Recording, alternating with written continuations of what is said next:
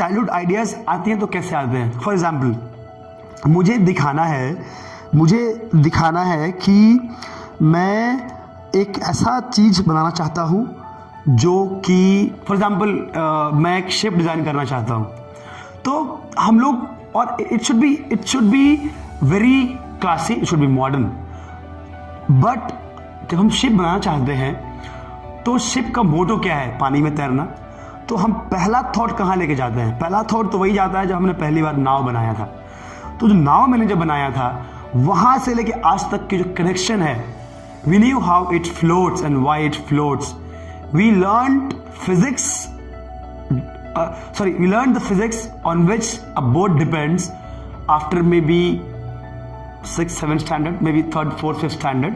But we learned how to make a boat and make it float at the age of 3, 4. And in my case, we used to find ants and bigger ants to put on the paper boat. And in the rainy days, we sometimes used to make bigger boats and used to find out small mice and rats to put in that. And they used to sail it. वो चलते थे, चूहा चलने लगता था, छोटा सा चूहिया छोटी छोटी होती थी, पकड़ के लाना होता था, या चूहे का बच्चा ढूंढते थे हम लोग। तो इस तरह से चीज़ें होती थी। And this is how I used to play, and that is why I am able to connect things back from my childhood days, and I'm able to connect and bring out conceptual ideas and make people understand. And that is why I'm able to simplify things for you. मैं बार बार बोलता हूँ कि मैं पढ़ाता कम हूँ, सीखता ज़्यादा हूँ। आपको पढ़ाते पढ़ाते इतने रैंडम आइडियाज़ आ जाते हैं, और ये बहुत तय बात है, अभी तक सब लोगों ने देखा है और अभी तक मैं खुद भी देखा हुआ है कि whenever I teach, I find new examples. I try to give new examples. जो पोस्टर्स मैंने बनाए हैं वो फिक्स है, उन चीज़ों से समझाने की कोशिश जरूर करता हूँ, but to make recall, to make recorrections, I use to give new examples. तो एक गोइंग टू चाइल्डहुड, सेकेंड उसका ही डेरिवेशन है, वो है recalling. And why childhood? Childhood में इमोशंस होते हैं वो जो हर कोई करता है। बहुत कम बार ऐसा होगा, बहुत कम ऐसे बच्चे होते हैं, स्कूली बच्चे, जिन्होंने पेंसिल के छिलके से इरेजर बनाने की कोशिश नहीं की। यानी कि पेंसिल जो शार्प करते थे, उसको छिलके निकलते थे, उसको दूध में, ऐसा नहीं कि किसी ने बॉयल नहीं किया होगा। I have been teaching several students, हर क्लास में बात में पूछ लेता हूँ, कितने ऐसे बच्चे हैं जो बचपन में पेंसिल के छिलके से, जिन्होंने दूध में बॉयल करके, दूध को खला के पेंसिल छिलके में उन्होंने इरेजर बनाया है। Trust me, I tried. So basically ये होता है, मम्मी से छुपा के चोरी हम लोग जाते थे और दूध में छिलके बॉयल करते थे। So see how golden days it were. मतलब हम लोग कभी भी how golden days it were, I mean हम दिमाग लगाते ही नहीं थे यार। हमें जानना है कि हो सकता है क्या कि दूध में पेंसिल छिलका डाल दिया तो रबर बन जाए।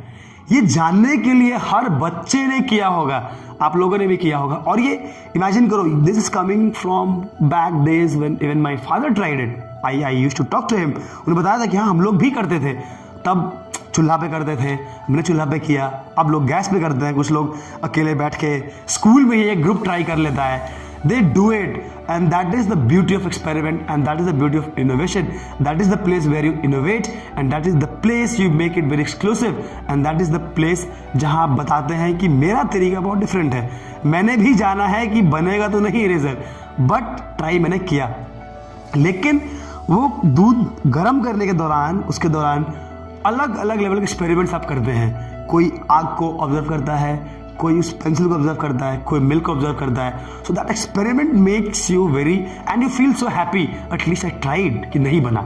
मैं बोल सकता हूँ कॉलर पकड़ के दोस्त को कि भाई तूने बहुत बकवास करता है, ऐसा होता नहीं है। So when you get it confirm कि ऐसा होता नहीं है, तब आता है मजा, तब आप कॉन्फिडेंस बढ़ता है आपका, और आप जानते हैं कि चीज़ें बहुत अच्छी बन रही हैं। तो अब हम चाइल्डहुड पे बात करेंगे, उसके बाद कॉन्सेप्चुअलाइजेशन की बात करेंगे, कॉन्सेप्ट्स को निकालेंगे और एक पोस्टर बना के देखेंगे कि कैसा होता है पोस्टर मेकिंग। अभी तक हम लोग जो हम लोग बात कर रहे थे वो इस बात में बात कर रहे थे कि कैसे चाइल्डहुड मेमोरीज़ को यूज़ कैसे करते हैं, उसको पोस्टर में कैसे लेके आते हैं। तो हम लोग एक शुरू करेंगे, एक आइडिया लेंगे और पहले डिस्कस करेंगे पोस्टर का फॉर्मेट क्या होता है, और उस तरह से हम लोग आगे बढ़ेंगे। सबसे पहले पोस्टर का जो फॉर्मेट होता है वो लैंडस्केप हो या पोर्ट्रेट हो, सबसे पहले हम एक आर्ट वर्क बनाते हैं depending on what is the concept. उसके बाद हम लोग कोई ना कोई एक लिखते हैं किसने इसको इशू किया है।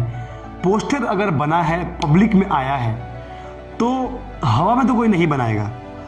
गवर्नमेंट अगर अनाउंसमेंट दे रही है तो वो बताएगी कि ये मैंने बनाया है, ये बात मैं बोलना चाहता हूँ, क्योंकि उसमें कॉस्ट आता है बांटने का भी, लगाने का भी, छपने का भी। तो कोई ऐसे हवा में तो कुछ नहीं करेगा। अगर कोई ऐसे दंगा फैलाना चाहता हो, या फिर टेररिस्ट ग्रुप हो, या कोई समाज में अपने आप को छुपा के रखना चाहता हो, मैसेज देना चाहता हो, तो बहुत अलग तरह का पोस्टर होता है। वो स्पेशली कोई बनवाता है कि पर्ची छपवा लिया, बंटवा दिया, गुमनाम हो गया, बस मैसेज दे दिया, आतंक फैला दिया, या फिर कोई गलत मैसेज दे दिया, अफरा तफरी मचा दिया, वो अलग चीज़ है। But whenever you make a poster, you know what exactly it's going to be. कौन पढ़ेगा, कौन नहीं पढ़ेगा, तो आप बताते हैं कि ये मैंने इशू किया है। अगर मैं कोई पोस्टर बताता, मैंने प्रिंट किया कि देश का सबसे बड़ा डिजाइन टेस्ट सीरीज़ आ गया है, तो मैंने एक आर्टवर्क बनाया, यहाँ लिख दिया डिजाइन टेस्ट सीरीज़, तो हम बताएंगे यहाँ डैड थिंक लैब्स ने पोस्टर बनाया है, डैड का ये पोस्टर है, डे लिखेंगे हम यहाँ पे, और उसके बाद इसको हम लिखेंगे कि ये पोस्टर ये है, इशूइंग है। तो basically you always right the issuing authority, who has issued, किसने इस पोस्टर को बनाया है, हमेशा लिखते हैं कहीं भी। तो एग्जैक्टली लिखने की जरूरत नहीं है किसने बनाया है, but you can always give a reference, ये बताने के लिए कि आप जानते हैं कि पोस्टर के फॉर्मेट में ये इंपॉर्टेंट होता है, तो आप ऐसे रेफरेंसेस भी दे सकते हैं, तो लगेगा कि हाँ ये लगता है इशू अथॉरिटी ने बनाया है। पॉइंट इज, उसके बाद जो हम टाइपोग्राफी यूज़ करते हैं, लिखते हैं, उसके बाद एक स्पेशल कैप्शन होता है। कितने बारी कैप्शन लिखने का जगह आपको अलग मिलेगा, कैप्शन आप नीचे ही लिखिएगा। क्यों? क्योंकि बहुत दिन पहले से, जब मैंने एग्ज़ाम दिया था 2006 में, और 5 में प्रिपरेशन करता था, तो 6 के फरवरी में हम लोग एग्ज़ाम दिया था, उसमें यही था कि कैप्शन लिखने की जगह अलग हो गई थी, और उस साल फॉर्मेट हमारा चेंज हुआ था। तो जनरली पोस्टर्स हम इसमें लिखते थे, उस साल हमने कैप्शन अलग करा दिए थे। तो कैप्शन का भी इंपॉर्टेंट महत्व होता है। स्लोगन, कोई कैप्शन बोलता है, कोई टैगलाइन बोलता है, that is totally up to you, how you are doing it, how you are making it. हालांकि कैप्शन, टैगलाइन, स्लोगन सबका डिफरेंसेस होते हैं उसके, मैं वो स्पेशली हम लोग आएंगे, आपको पढ़ाएंगे, क्लास कराएंगे हम लोग उसका। बट अभी आप लोग ध्यान रखिए कि आप एक कैप्शन लिखेंगे पोस्टर को हेल्प करने के लिए। So basically whatever ideas you portray with this, captions are there to support the idea and prove that the idea is going to work. तो सबसे पहले मैं एक पोस्टर डिस्कस करूंगा, जो पोस्टर मैंने खुद बनाया था करीब आज से 13 साल पहले, और 13-14 साल पहले, और बहुत कूल पोस्टर था वो। आपको मज़ा भी आएगा, आप हंसेंगे भी, आप माथा भी ठोकेंगे कि यार कैसे सोच सकता है कोई, और आपको मज़ा भी आएगा, फिर लगेगा अरे ये हो भी सकता है क्या। तो you will have several feelings depending on what kind of personality you are. My point is, how do you go to your childhood, how do you bring in concepts, and how do you portray on the paper, what are the limitations. अगर जरूरी नहीं है यार कि हर कोई face बढ़िया बनाए, जब मुझे पता है कि मैं फेस अच्छा नहीं बनाता हूँ, तो मुझे अपने पोस्टर में फेस को फोकस में लाना ही नहीं है, मैं लाऊंगा ही नहीं, ठीक है। तो और ज़रूरी भी नहीं है कि आप हर बार चीज़ को सही बनाएं। एक सिंपल एग्जांपल देता हूँ, अगर कोई बोले कि हाथी बनाना है, तो एक बार आप क्या करते हैं कि एक बॉडी बनाई, ये बनाया, एक ऐसा हाथी बनाया, फिर आप पैर बनाए, फिर आप पूंछ बनाए, उसके बाद आपने शेपिंग शुरू कर दी, शेपिंग बनी ऐसे, कान लगाया। This is how I plan. So when you plan something, ये आपने बनाया, इसका पैर बनाया, आगे पैर बनाया, फिर ये पैर बनाया, फिर ये पूंछ बन गया। तो धीरे धीरे आप उसको शेप करते जाएंगे, फिर ये इसका सिर यहाँ बनेगा, फिर एक कान यहाँ बनेगा, हाथी का कान यहाँ बन जाएगा, फिर आप ये प्लान करेंगे, एक आँख इसका यहाँ होगा, फिर इसका ट्रंक इसे निकल जाएंगे, ये ट्रंक ये हो गया, इसके टीथ हो गए। So this is how you plan.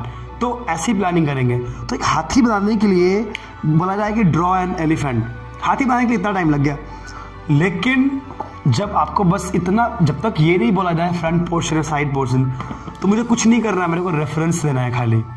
So even this can be an elephant, ये भी एक हाथी है, ये बहुत आराम से बन सकता है। This is not a metaphor, this is an actual elephant जो पीछे से दिख रहा है। तो आपको इस तरह के चीज़ों को प्रैक्टिस करना होगा, जो ऐसे एलिमेंट्स यूज़ करके लगे कि हैं। तो जहाँ मेटाफर की भी क्लास मेरी है, देखेंगे आप मेटाफर, मेटामॉर्फोसिस, तो वहाँ भी आप देखेंगे। So this can be an example of metaphor as well, this can be a kind of second way of doing it, time saving है, हाथी की बात भी कर दी हमने और काम भी हो गया। सो इस तरह की चीज़ों का भी ध्यान आपको रखना पड़ेगा। आप हर चीज़ को एक साइड व्यू, हर चीज़ का एक अलग अलग व्यू प्लान करें, हर चीज़ का स्मार्ट व्यू प्लान करें जो टाइम भी बचाए और काम भी कर जाए। तो इस तरह से आप करेंगे। तो पोस्टर है जो मैं डिस्कस करने वाला हूँ, पहले डिस्कस कर लेता हूँ, फिर समझ में आएगा शायद क्या तरीका है। नहीं समझ में आया तो फिर से क्लास करेंगे, फिर पढ़ेंगे और क्लैरिटी लेके आएंगे। क्योंकि जब तक मुझे ये नहीं पता हो कि आप हमारी बात समझ रहे हैं कि नहीं, आप चीज़ों को अडाप्ट कर पा रहे हैं कि नहीं, तब तक हम और बेहतर कैसे करेंगे। सो इस पोस्टर का मतलब ये है कि एक बेसिक तरीका बता रहा हूँ मैं आपको, जो कि बहुत ही लेमैन, बहुत ही एक नया बच्चा, एक बहुत रॉ माइंड, बहुत एक नया बच्चा जो डिज़ाइन पढ़ने जाता है वो कैसे सोचता है। और क्योंकि मैं एक छोटे से गांव से बिलोंग करता हूं बिहार के, तो किस तरह से मैंने अपने गांव वाले, ओल्ड वाले, बचपन वाले एक्सपीरियंस को एक मॉडर्न ज़माने के पोस्टर में यूज़ कर लिया। तो ये मेरी लाइफ का पहला पोस्टर तो मैं नहीं कहूँगा, तीसरा चौथा पोस्टर था, बट ये बहुत क्रूशियल था, बताना क्रूशियल है और मेरी लाइफ का बहुत क्रूशियल पोस्टर था। क्योंकि पोस्टर, इसकी बड़ाई इतनी हुई थी और इस लेवल पे लोग बोलने लगे कि यार इतना सिंपल और इतनी बड़ी बात इस तरीके से तुमने बोल दिया। तो ये पोस्टर था कि जब मैं प्रिपरेशन करता था तो मेरे टीचर ने कहा कि आज हम लोग पोस्टर बनाएंगे और देखेंगे इसका पोस्टर मेकिंग अच्छा है। क्वेश्चन था ड्रग अब्यूज़, सॉरी क्वेश्चन था अल्कोहल अब्यूज़। ये पोस्टर मैं अक्सर एग्जाम्पल देता हूँ और लोगों को बताता हूँ। सबसे पहले तो इम्पॉर्टेंट ये था कि समझना कि अल्कोहल अब्यूज़ का मतलब क्या है। इस सिंपल सी बात है, तो मेरे को बहुत समझ में नहीं आया यार। मेरे को लगा कि अल्कोहल कुछ दारू टाइप है और अब्यूज़ मतलब गरियाना है, और ठेठ भाषा बता रहा हूँ मैं। So basically I thought alcohol is a kind of some kind of drink, it's going to be a drink, maybe beer, bottle, rum, whatever it is, whatever it is. So I never knew what kind of alcohols were available. So it was alcohol abuse, and abuse is something you have to use abusive thing. You have to make sure that alcohol is bad. You have to portray that alcohol is so bad that people should abuse it, not use it. मेरे को यही समझ में आया। तो मैंने क्या किया कि बस सोचा कि यार सबसे पहले, और वो होमवर्क था एक्चुअली, घर के लिए मिला था, तो टाइम था मेरे पास, मैं स्टडी टेबल बैठा हुआ था और मैं सोचना शुरू किया कि गाली देने का मतलब क्या होता है। सीधा मेरे दिमाग में आया कि यार अल्कोहल की बात है, एक दारू की बाटली बनाते हैं इस तरह से, ड्राइंग भी जल्दी, जैसे कोई बोतल है दारू की और बना लेते हैं ऐसे बोतल दारू की, और यहाँ पे कुछ माँ बहन लिख देंगे। और इमेजिन कीजिए मैं बिहार से गया था पहली बार, तो लगा कि हम लोग कुछ गाली वाली लिख देते हैं, अब्यूज़ हो जाएगा। फिर लगा कि यार ये तो कोई भी कर लेगा, गाली वाली तो कोई लिख देगा। तो फिर मैं स्पेशली पढ़ने की नेफ्ट की तैयारी कर रहा हूँ, मैं NID जाने की सोच रहा हूँ मैं, और कैसे ये तो चलेगा नहीं, मतलब अजीब भी हो जाएगा, सीधा कैसे कोई पब्लिकली गाली लिख के आप बोर्ड पे लगा देंगे, तो ये अच्छी बात नहीं है। तो मैंने गाली वाला ऑप्शन डिस्कार्ड कर दिया।